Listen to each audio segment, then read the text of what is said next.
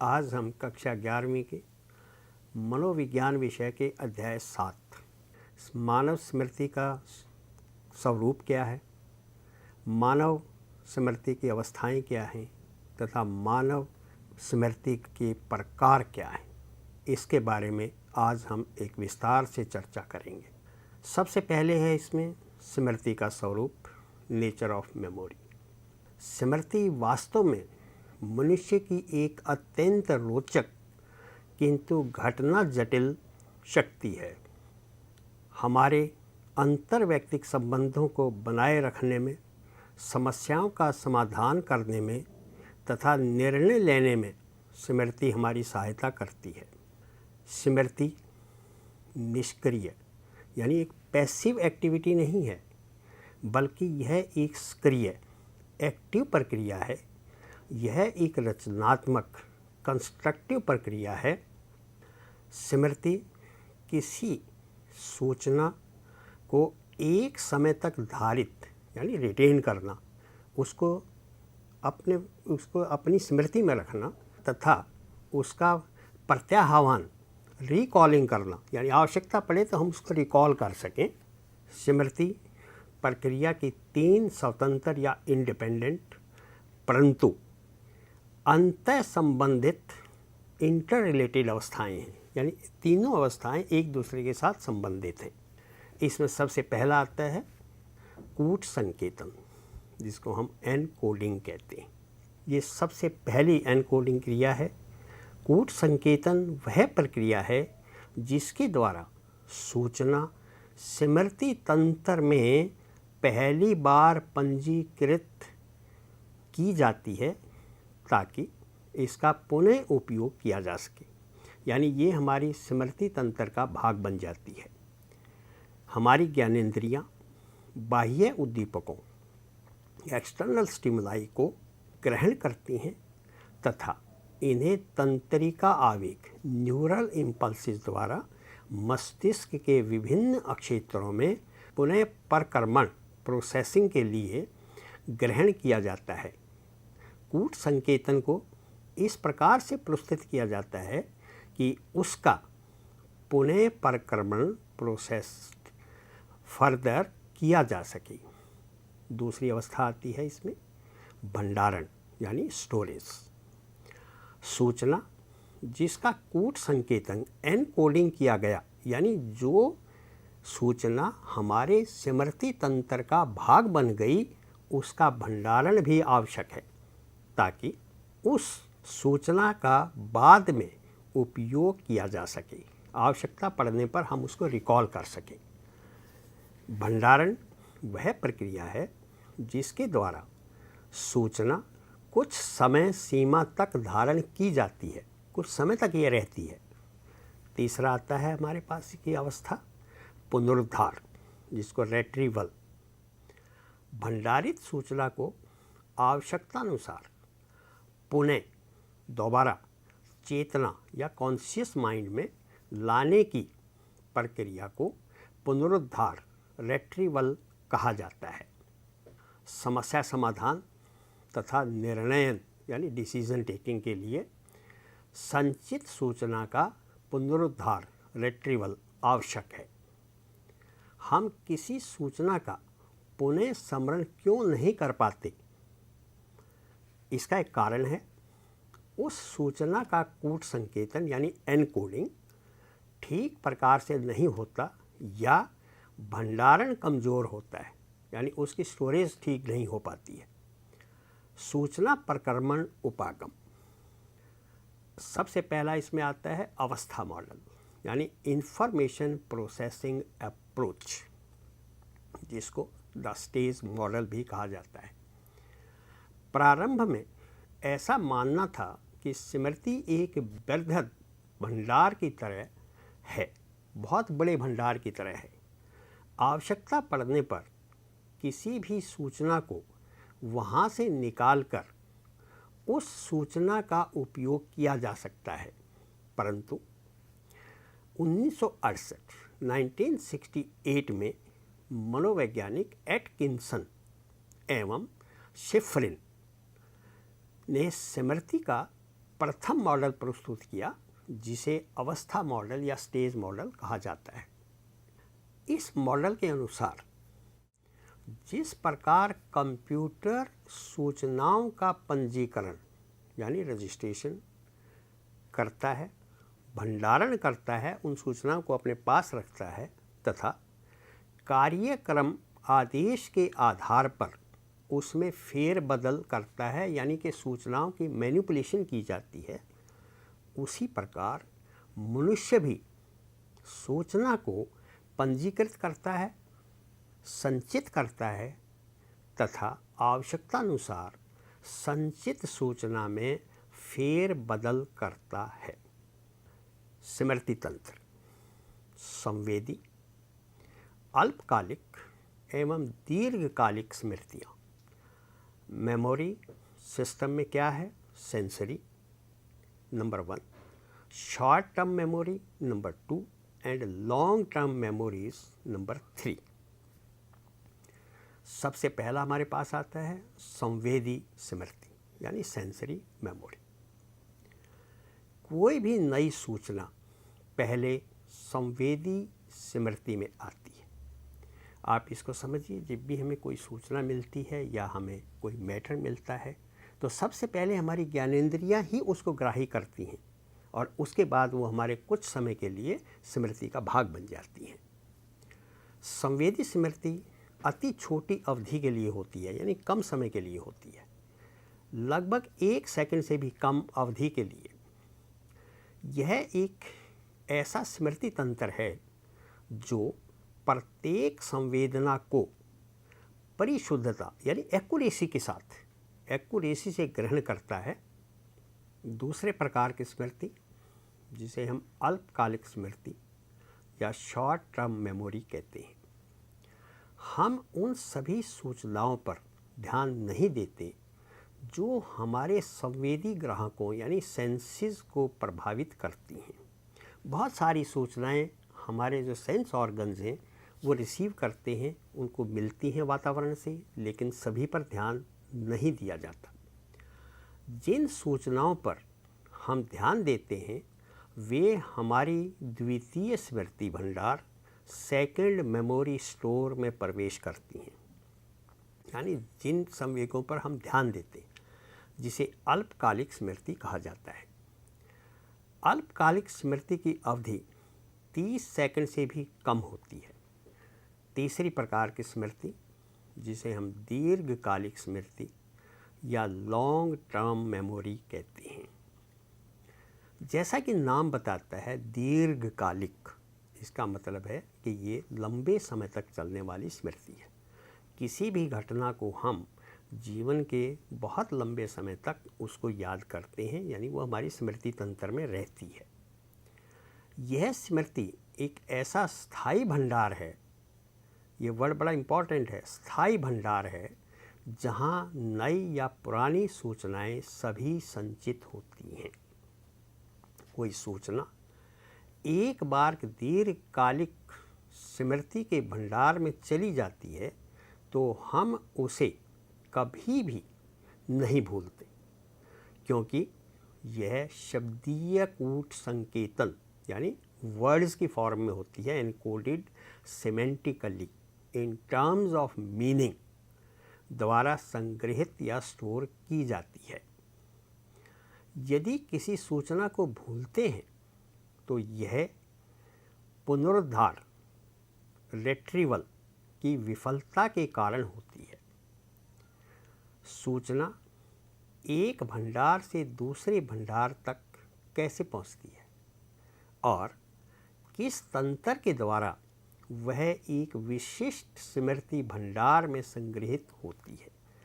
यानी जो हमने 3 प्रकार की स्मृति पढ़ी है, ये इसमें सूचनाएं संक्रमण कैसे करती हैं, कैसे एक दूसरे सिस्टम से दूसरे सिस्टम में जाती हैं। नियंत्रण प्रक्रियाओं का विचार, notion of control processes, Atkinson तथा शिफ्रिन ने नियंत्रण प्रक्रियाओं का विचार प्रस्तुत किया। यह स्मृति के विभिन्न भंडारों से सूचना के प्रवाह का परिवीक्षण मॉनिटरिंग करती है।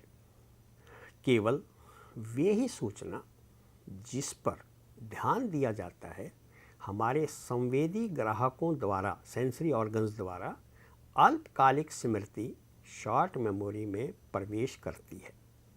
इसके स्टेप्स हैं। नंबर 1, चयनात्मक अवधान, सिलेक्टिव अटेंशन। पहली नियंत्रण प्रक्रिया है जो यह सुनिश्चित करती है कि कौन सी सूचना संवेदी ग्राहकों यानी सेंसरी ऑर्गन्स में अल्पकालिक स्मृति शॉर्ट टर्म मेमोरी में प्रवेश करेगी। ऐसे संवेदी चिन्ह यानी सेंस इंप्रेशंस जिन पर ध्यान नहीं दिया जाता है वे शीघ्र ही धूमिल हो जाते हैं, फेड अवे हो जाते हैं, समाप्त हो जाते हैं। दूसरा, अल्पकालिक स्मृति। फिर दूसरी नियंत्रण प्रक्रिया जिसे हम अनुरक्षण कहते हैं। अनुरक्षण पूर्वाभास, मेंटेनेंस रिहर्सल को सक्रिय करती है। अनुरक्षण पूर्वाभ्यास द्वारा सूचना को वांछित समय तक धारित या रिटेन किया जा सकता है। तीसरा स्टेप है इसमें, पूर्वाभ्यास सूचना को दोहराकर अनुरक्षित करता है, यानी हम उस सूचना को पूर्वाभ्यास करें, उसकी को की प्रैक्टिस में लाएं। नंबर 4 है इसमें, जब पूर्वाभ्यास रुक जाता है तब सूचना समाप्त हो जाती है। 5वां स्टेप हमारे पास आता है अल्पकालिक स्मृति की क्षमता को बढ़ाने के लिए एक नियंत्रण प्रक्रिया जो अल्पकालिक स्मृति में गतिशील होती है, खंडीयन विधि या चंकिंग कहते हैं। क्या मतलब कि मान लीजिए हमें बहुत लंबी कोई सामग्री याद करनी है तो हम उसको अलग अलग भागों में बांट लेते हैं। इसी को हम खंडीयन विधि या चंकिंग कहते हैं। खंडीयन विधि द्वारा अल्पकालिक स्मृति शॉर्ट टर्म मेमोरी बढ़ाई जा सकती है। जैसे एक संख्या 194719492004, इस संख्या को हम अपनी अल्प स्मृति में इसको एक ही बार में याद नहीं कर सकते, तो इसलिए ये संख्या अल्पकालिक स्मृति की क्षमता से अधिक है। अतः इसे छोटे खंड बनाकर याद किया जा सकता है। जैसे एक खंड 1947, दूसरा खंड 1949 और तीसरा खंड 2004 बना सकते हैं। अल्पकालिक स्मृति एसटीएम से दीर्घकालिक स्मृति में सूचना का प्रवेश, यानी अल्पकालिक स्मृति से में जो सूचना हमें आ गई तो वो दीर्घकालिक स्मृति में किस प्रकार जाती है। सूचना अल्पकालिक स्मृति से दीर्घकालिक स्मृति में विस्तार परक पूर्वाभ्यास, इलेबोरेटिव रिहर्सल के द्वारा प्रवेश करती है। अनुरक्षण पूर्वाभ्यास, मेंटेनेंस रिहर्सल्स के विपरीत, जिसमें मूक, साइलेंट या वाचिक, वोकल रूप से दोहराया जाता है, इसमें धारित की जाने वाली सूचना टू बी रिटेन्ड इन्फॉर्मेशन को दीर्घकालिक स्मृति LTM में पूर्व निहित सूचना के साथ जोड़ने का प्रयास किया जाता है।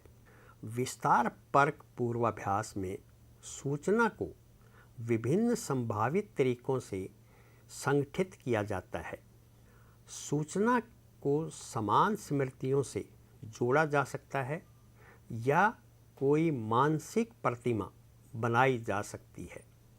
प्रक्रमण स्तर, लेवल्स ऑफ प्रोसेसिंग, स्मृति का दूसरा दृष्टिकोण क्रैक एवं लॉकहार्ट द्वारा प्रतिपादित किया गया। इस दृष्टिकोण के अनुसार किसी भी नई सूचना का प्रक्रमण, प्रोसेसिंग, इस बात में संबंधित है कि उसका किस प्रकार से प्रत्यक्षण यानी परसेप्शन एवं विश्लेषण और एनालिसिस किया जा रहा है तथा उसे किस प्रकार से समझा जा रहा है।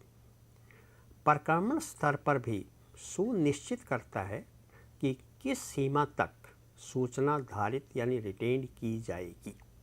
इस दृष्टिकोण के अनुसार सूचना का कई स्तरों पर विश्लेषण संभव है। जैसे शब्द बिल्ली की व्याख्या, यानी इसको विभिन्न रूप से दी जा सकती है, भौतिक या संरचनात्मक गुणों के आधार पर। दूसरा, कैसे वर्णन किया जा सकता है, लिखे गए बिल्ली शब्द के आकार के आधार पर, उपयोग किए गए स्याही के रंग के आधार पर, शब्द के उच्चारण के आधार पर, अर्थात इसकी संरचनात्मक विशेषताओं के आधार पर। इस प्रकार सूचना का विश्लेषण किए जाने पर स्मृति कमज़ोर रहती है और शीघ्र ही धूमिल हो जाती है। सूचना का प्रक्रमण गहन स्तर पर डीपेस्ट लेवल ऑफ प्रोसेसिंग। कोई भी सूचना लंबे समय तक हमारी स्मृति में रहे, इसके लिए आवश्यक है कि इसका अर्थ समझकर उस सूचना का विश्लेषण किया जाए, यानी सूचना का हम अर्थ समझें। सूचना की प्रतिमा भी मन में लाई जा सकती है और उसे अपने अनुभव से जोड़ा जा सकता है। शब्दार्थ के आधार पर कुछ संकेतन करना गहन स्तर का प्रक्रमण है। इससे ऐसी स्मृति बनती है कि उसका विस्मरण यानी फॉरगेटिंग अपेक्षाकृत कम होता है। दीर्घकालिक स्मृति के प्रकार यानी types of long term memory. दीर्घकालिक स्मृति में भिन्न भिन्न प्रकार की सूचनाएं होती हैं। इसलिए दीर्घकालिक स्मृति के कई प्रकार होते हैं। सबसे पहला है घोषणात्मक यानी डेक्लेरेटिव। दीर्घकालिक स्मृति सभी सूचनाएं जिसमें तथ्य, नाम, तिथि आदि होते हैं घोषणात्मक स्मृति के अंग हैं। जैसे साइकिल के 2 पहिए होते हैं। भारत 15 अगस्त 1947 को आज़ाद हुआ। मेंढक उभयचर प्राणी है, यानी ये सूचनाएं हैं। प्रक्रिया मूलक दीर्घकालिक यानी प्रोसीजरल लॉन्ग टर्म मेमोरी। यह स्मृति उन स्मृतियों से संबंधित है जिनमें किसी कार्य को पूरा करने के लिए कुछ कौशल यानी स्किल्स की आवश्यकता होती है। जैसे साइकिल चलाना, कोई खेल खेलना, खाना बनाना, इसमें स्किल की आवश्यकता है। नेक्स्ट आता है हमारे पास घोषणात्मक स्मृति, डेक्लेरेटिव मेमोरी से संबंधित तथ्यों का शाब्दिक वर्णन किया जा सकता है। प्रक्रिया मूलक स्मृति प्रोसीजरल मेमोरी को सहजता इजीली से वर्णित नहीं किया जा सकता। जैसे यह बताना कि क्रिकेट कैसे खेला जाता है आसान है, परंतु यह बताना कि साइकिल कैसे चलाई जाती है ये कठिन है। घोषणात्मक स्मृति के प्रकार टाइप्स ऑफ डेक्लेरेटिव मेमोरी। सबसे पहला है इसमें घटना परक स्मृति, एपिसोडिक मेमोरी। घटना परक स्मृति में जीवन चरित बायोग्राफिकल डिटेल से संबंधित सूचनाएं होती हैं। हमारे जीवन से संबंधित स्मृति घटनात्मक स्मृति बनाती हैं। जीवन के अनुभवों को भूलना सरल नहीं होता, परंतु सभी घटनाएं दीर्घकालिक स्मृति में नहीं रहती। आर्थिक स्मृति सिमेंटिक मेमोरी। आर्थिक स्मृति सामान्य ज्ञान एवं जागरूकता की स्मृति है। सभी प्रकार के सन प्रत्यय कंसेप्ट्स, विचार, आइडियाज तथा तर्क संगत नियम rules of logic semantic memory या आर्थिक स्मृति में संचित होते हैं। जैसे शब्दों के अर्थों को याद रखना, संख्याओं द्वारा गणना करना, किसी स्थान से संबंधित सूचना याद रखना आदि। इस भाग में हमने स्मृति का स्वरूप, उस स्मृति के प्रकार के बारे में बड़ी विस्तार से चर्चा की।